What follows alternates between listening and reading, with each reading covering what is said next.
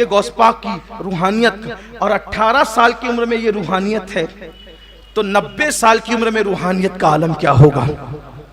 تو اولیاء لاکھوں ہزاروں میں ہوتے ہیں، لیکن ہزاروں لاکھوں میں ابدال جو ہوتے ہیں، ابدال وہ صرف 40 ہوتے ہیں، یعنی ابدال زیادہ۔ اس کا مطلب کوالٹی پر نظر ہے آپ کی کہ کس شان کے لوگ ہیں وہ جنہیں ابدال کہتے ہیں، اور کون ہے وہ؟ سرکار علیہ السلام فرماتے انہی کی وجہ سے بارش برستی ہے۔ حدیث پاک ہے، اجابت الغوث علامہ شامی کا مختصر سا رسالہ، اس کے اندر یہ روایت موجود ہے، ان کی وجہ سے بارش برستی، ان کی وجہ سے مصیبتیں دور ہوتی ہیں، ان کی وجہ سے تکلیفیں دور ہوتی ہیں، ان کی وجہ سے زمین سے اناج اگتا ہے۔ اب سمجھ میں آیا ابدال کون ہے، ابدال کی شان کیا ہے؟ اب سنو حضرت محبوب الہی ہمارے مرشد کیا فرماتے ہیں۔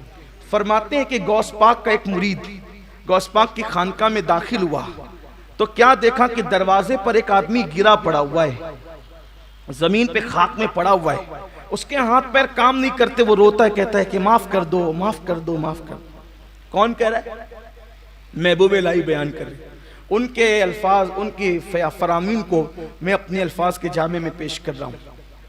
غوث پاک کا مرید خانقاہ میں آ رہا ہے، ایک بندہ ہاتھ پیر سے معذور مفلوج پڑا ہے اور کہتا ہے مجھے معاف کر دو، معاف کر دو، اور مرید جیسے داخل ہوا تو کہا ذرا سفارش کر دو کہ معافی مل جائے۔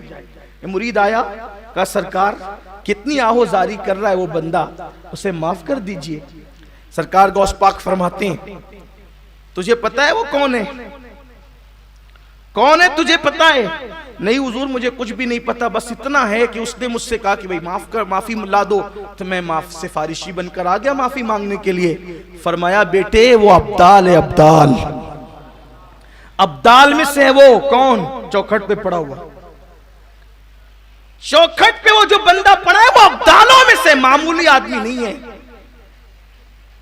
احادیث جن کی فضیلت بیان کر رہی ہیں، فرماتے ہیں میرے مرشد غوث پاک وہ ابدالوں میں سے، کہا حضور اس کا یہ حال کیسے ہو گیا؟ فرمایا یہ اور اس کے ساتھ 2 لوگ اور تھے، وہ بھی دونوں ابدال تھے، یہ تینوں بغداد سے اڑتے ہوئے جا رہے تھے، اللہ نے ان کو اڑنے کی طاقت دی، قوت دی، صلاحیت دی، یہ بغداد سے اڑتے ہوئے جا رہے تھے۔ جیسی میری خانقاہ آئی، اس کا ایک دوست دائیں ہٹ گیا کہ شیخ عبدالقادر جیلانی کی خانقاہ آ گئی، اس کا دوسرا دوست بائیں ہٹ گیا کہ شیخ عبدالقادر جیلانی کی خانقاہ آ گئی، لیکن یہ نہیں ہٹا کہ وہ بھی ولی میں بھی ولی، تو میں ان کی چھت پر سے جاؤں گا۔